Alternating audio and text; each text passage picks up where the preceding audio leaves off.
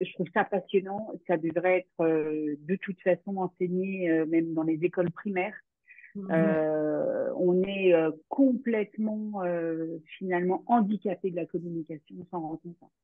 De plus en plus, et c'est vrai qu'à travers une formation comme celle-ci, on se rend compte des dégâts de la communication, hein, sans doute qu'on a aussi nous occasionné, et tous les dégâts qu'on a eus sur notre propre personne, et ça devrait être d'utilité publique, franchement, franchement.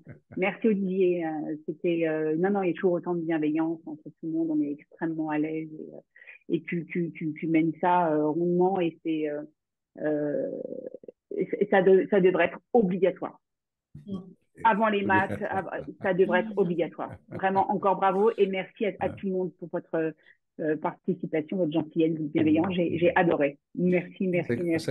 Moi, j'ai trouvé ça très riche. Je trouve que c'est vraiment un niveau de conscience de soi, de travail sur soi que je trouve assez élevé. Ça permet de mieux nous connaître parce qu'effectivement, mettre des mots sur des émotions ou des besoins, on n'en est pas forcément conscient. Donc, du coup, cet exercice permet déjà de revenir bien à soi pour mieux communiquer avec les autres et comprendre qu'il peut y avoir des besoins différents chez les autres, quoi. Hein. C'est passionnant. Ok, super. Oui, c'était très, très bien. Ok, Vraiment passionnant. ok, Je pense que c'était celle qui me manquait, moi, de formation. ok. Mhm. Bon, Oui, c'est riche. n'est-ce pas? Bravo!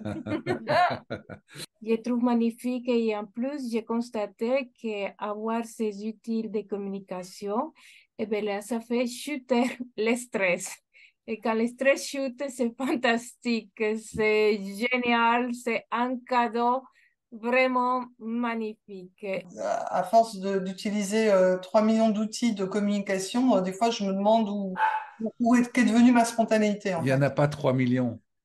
Mis à part ta présence et donc être conscient des besoins de l'autre, d'être capable de faire un index si besoin, d'aller chercher la communication chez l'autre, c'est la solution chez l'autre, c'est la communication consensuelle.